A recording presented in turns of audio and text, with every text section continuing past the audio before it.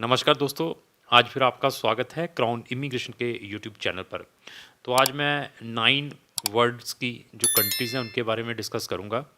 इनमें अगर आप टूरिस्ट वीज़ा लेना चाहते हैं तो आप इमीडिएटली क्राउन इमिग्रेशन को संपर्क करें, क्योंकि आगे अभी मार्च में सीज़न खुल जाएगा। इन कंट्रीज़ के नंबर ऑफ़ वीज़ाज़ ग्रांट होते हैं। तो इन कंट्रीज़ में कुछ में वीज़ा आज से ही आपको अप्लाई करना पड़ेगा, क्योंकि कुछ कंट्रीज़ में टाइम लगता है टूरिस्ट वीज़ाज़ के लिए भी, क्योंकि रश बहुत है। तो अगर आप इन कंट्रीज़ के वीज़ाज़ लेने चाहते हैं, उनका क्या ड्यूरेशन रहता है, क्या-क्या डॉक्यूमेंट्स रहते हैं, जो क्राउन इमिग्रेशन इस वीडियो के थ्रू बताएगा। सबसे पहले सबकी जो फेवरेबल कंट्री है यूएस और कनाडा। यूएसए के अंदर अगर आपने अपना 10 साल का टूरिस्ट वीज़ा लेना है, जिसको हम B1 B2 कहते हैं, तो क्राउन इमिग्रेशन उसमें आपकी हेल्प कर सकती है। DS 160 कैसे भरना है, वीज़ा अपॉइंटमेंट कैसे लेनी है, जो DS 160 फॉर्म है उसके अंदर कौन सी बहुत ही इंपॉर्टेंट चीज़ें हैं जो उसके अंदर मेंशन करनी है। इवन आपका सोशल मीडिया कितना इंपॉर्टेंट है, क्या आपने वो DS 160 में भरना है या नहीं भरना है, ये क्राउन इमिग्रेशन ही आपको बता सकती है। क्योंकि यूएसए का वीज़ा ये है, वीज़ा अगर आपको ग्रांट हो जाता है तो उसके बाद वो रिवोक कर देते हैं, क्योंकि उनका जो वेरिफिकेशन सिस्टम है वीज़ा ग्रांट के बाद है। तो आपने ये प्रिकॉशंस ज़रूर लेने हैं। ये वही चीज़ें बता सकते हैं जो इन कंट्रीज़ के साथ क्लोजली वर्क कर रहे हैं। तो नंबर ऑफ़ डॉक्यूमेंट मैं बाद में बताऊंगा। इसी तरीके से कनाडा का वैलिडिटी भी मैं बता दूं, 10 साल का यूएसए का वीज़ा मिलता है, चाहे आपका पासपोर्ट चाहे 1 साल का ही वैलिड हो, कोई भी प्रॉब्लम नहीं है। और जितने भी जो मैं वीज़ाज़ की बात करूंगा 6-7 कंट्रीज़ की, आप वर्ल्ड की किसी भी कंट्री के अंदर हैं, आपके पास उस कंट्री के लीगल पेपर है, यहाँ पर आप से वीज़ा अप्लाई करना है, चाहे आप मलेशिया के अंदर हैं, चाहे आप शेंगन के अंदर हैं, चाहे आप यूएस कनाडा के अंदर हैं, वहाँ पर आपके पास रेजिडेंसी कार्ड हो, चाहे वर्क परमिट का, चाहे वहाँ के आप पीआर होल्डर हों, तो आपका जो रेजिडेंसी कार्ड है मोर देन 3 मंथ से ज़्यादा वैलिड होना चाहिए जब आपने इन कंट्रीज़ के वीज़ाज़ अप्लाई करने हैं। तो अगर आपने यूएसए का वीज़ा अप्लाई करना है या कनाडा का वीज़ा अप्लाई करना है, ऑलरेडी शेंगन जोन के अंदर है, रशिया के अंदर है, वर्ल्ड के किसी भी कंटिनेंट के अंदर हैं, तो क्राउन इमिग्रेशन आपकी हेल्प कर सकती है। वहाँ से कौन कौन से डॉक्यूमेंट की रिक्वायरमेंट रहती है, उसकी हम आपको एक सेपरेट लिस्ट प्रोवाइड कर सकते हैं, दे देंगे। तो इसका 10 साल का वीज़ा मिलता है मल्टीपल। इवन इस 10 साल के वीज़ा लेने के बाद भी आपके पास बहुत सारी ऐसी कंट्रीज़ हैं जहाँ पर आप वीज़ा ऑन अराइवल ले सकते हैं, अगर आपके पास यूएसए का वैलिड वीज़ा है। ये ऐसी चीज़ें, ऐसी इन्फॉर्मेटिव वीडियो वही बना सकता है जिनको फॉरेन कंट्रीज़ के बारे में बहुत अच्छा ज्ञान है, जो इन कंट्रीज़ के वीज़ाज़ को रेगुलर अप्लाई करते हैं। कनाडा का अगर आपने वीज़ा, टूरिस्ट वीज़ा जिसको टीआर भी कहते हैं, टेम्परेरी रेजिडेंसी वीज़ा कहते हैं, ये आज की डेट में as per the validity of passport मिलता है।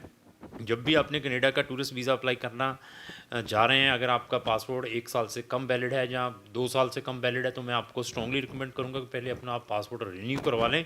क्योंकि अगर आपको जो वीज़ा जो मिलना है 14-15 हज़ार में विद बायोमेट्रिक डाल के, वो पूरे कितने टाइम का मिलेगा, पूरे पासपोर्ट की वैलिडिटी के अकॉर्डिंग मिलेगा। ऐसे प्रिकॉशंस वही आपको दिलवा सकता है जो इन चीज़ों के अंदर टेक्निकल है।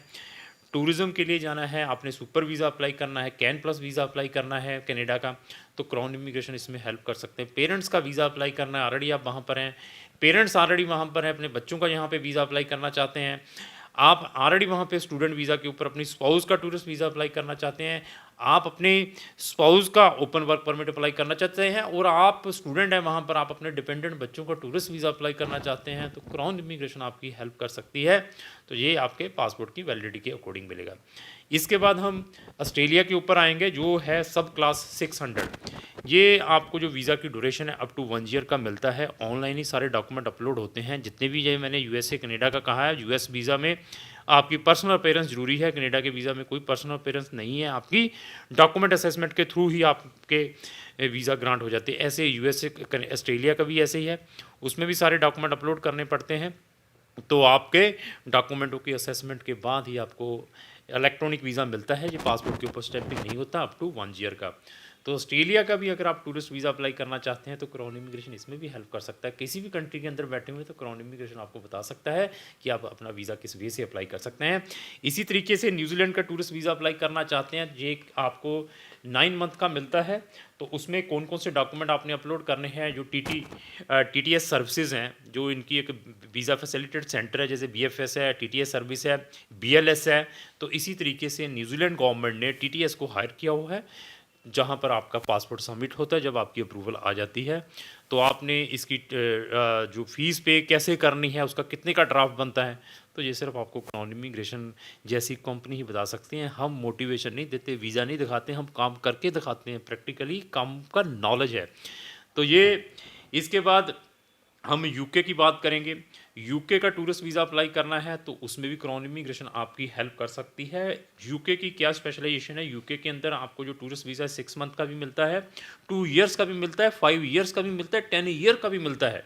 टूरिस्ट वीज़ा की ये देखिए जो वैलिडिटी है 10 साल तक की भी है, बट डिपेंड फिर वही है कि आप प्रीवियसली कितनी बार यूके में ट्रैवल किया हुआ है। क्या आप 2 साल वाला यूएसए का मल्टीपल टूरिस्ट वीज़ा अप्लाई कर सकते हैं कि नहीं कर सकते, ये आपको क्राउन इमिग्रेशन वाले बता सकते हैं। और वीज़ा अप्लाई करने के लिए कौन से इंपॉर्टेंट डॉक्यूमेंट है और क्या यूके एम्बेसी आपके डॉक्यूमेंटों को चेक करती है या नहीं करती। जितनी भी ये कंट्रीज मैं 6-7 बोलने जा रहा हूँ, हमें इसके बारे में भी मालूम है कि कहाँ पर कौन सा डॉक्यूमेंट आपका बहुत इंपॉर्टेंट है और कौन सी कंट्री में फेक डॉक्यूमेंट लगा के आपने वीज़ा नहीं लेना है, और कौन सी एम्बेसीज के अंदर आपने अगर प्रीवियसली रिफ्यूज्ड हैं, डिपोर्टेड हैं, ओवरस्टे हैं, मेंशन करना है या नहीं करना, ये आपका जो टेक्निकल पर्सन है वो ही बता सकता है।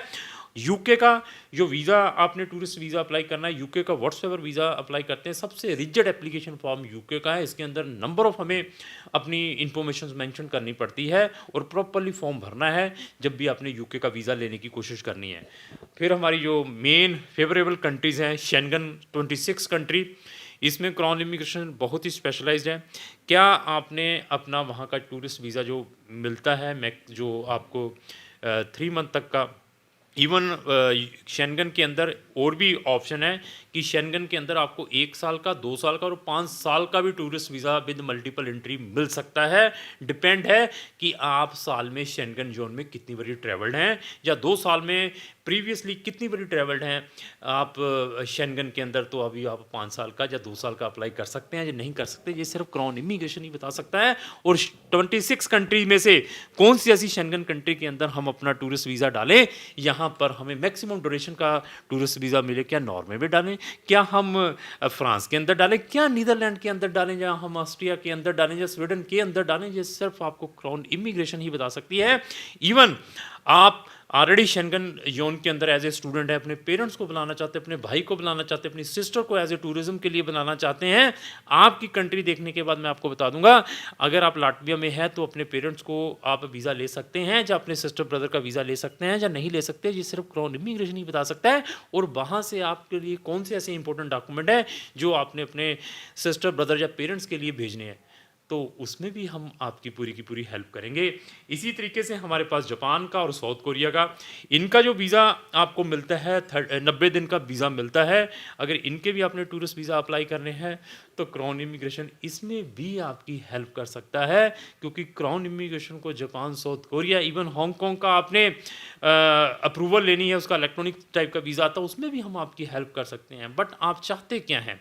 इसी तरीके से साउथ अमेरिकन कंट्री में 2-3 कंट्रीज़ के बारे में मैं डिस्कस करूंगा कि अगर आपने अपना मैक्सिको का टूरिस्ट वीज़ा लेना है तो उसके लिए किस वे से आपने अप्लाई करना। मैक्सिको का सिस्टम सेम लाइक यूएसए जैसा है, पर्सनल अपेयरेंस है, इंटरव्यू है, उसी time they are giving the decision जब आप एम्बेसी में जाते हैं। तो ड्यूरेशन क्या रहेगा, मैक्सिको के वीज़े का 6 मंथ का रहता है और इसके लिए हमें एक स्पेशल अप्रूवल लेनी पड़ती है, जिस अप्रूवल को हम FMM अप्रूवल कहते हैं। वो किस वे से लेनी है क्राउन इमिग्रेशन वाले बता सकते हैं।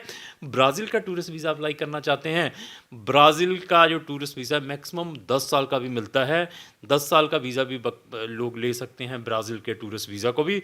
बट फिर डिपेंड वही आ जाता है कि आप प्रीवियसली मैक्सिमम में कितनी बार ट्रैवल्ड हैं, या आप प्रीवियसली अनदर कंट्रीज़ में कैसे कैसे ट्रैवल्ड हैं। डिपेंड फिर वीज़ा के ऊपर है, यूरिडिक उसी के डिपेंड है आपका जो वीज़ा ऑफिसर वो कैसे ग्रांट करता है। तो इसी तरीके से आपने चिली का अगर अप्लाई करना है तो उसमें भी क्राउन इमिग्रेशन आपकी हेल्प कर सकती है। ये तो मैंने आम कंट्रीज़ बताई हैं जहाँ पर हम आम वीज़ाज़ बच्चों के अप्लाई करते हैं, लोगों के अप्लाई करते हैं, क्लाइंट्स के अप्लाई करते हैं। अगर इसके अलावा भी किसी कंट्री का वीज़ा अप्लाई करना चाहते हैं, क्राउन इमिग्रेशन को मोर देन 100 कंट्रीज़ के बारे में नॉलेज है, not in tourist visa, even हम स्टूडेंट्स भी उन कंट्रीज़ में भेजते हैं।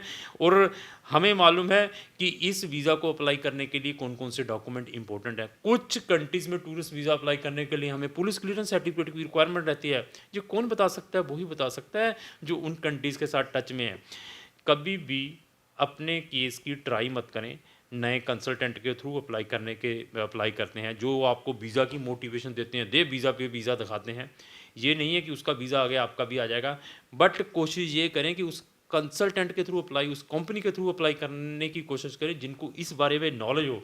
ऐसी जितनी भी मैंने ये कंट्रीज़ के नाम बताए ना, कोई कंसल्टेंट ऐसे मुँह ज़बानी नहीं बोलते, तो मैं कहूँगा उसके थ्रू अप्लाई कर दो, बाकी तो छोड़िए। ये चीज़ें सिर्फ वही बता सकता है जो डे एंड नाइट मेहनत करता है, इन चीज़ों को पढ़ते हैं, इन चीज़ों की नई पॉलिसीज़ के बारे में सीखते हैं। तो अगर आपका एम है टूरिस्ट वीज़ा अप्लाई करने के लिए, सीज़न ओपन होने वाला है, आज ही डिसीज़न लें, लेट मत होएँ। आपको इमीडिएटली मैं बता दूँगा कि कहाँ-कहाँ पर आपको वीज़े से हम अप्लाई कर सकते हैं। डॉक्यूमेंट के ऊपर आ जाते हैं। डॉक्यूमेंट के लिए मैं सेपरेट वीडियो लाऊँगा। आप मुझे व्हाट्सएप पे कॉन्टैक्ट करेंगे, मैं आपको एक कंप्रिहेंसिव चेकलिस्ट प्रोवाइड कर सकता हूँ अगर आप सीरियस हैं।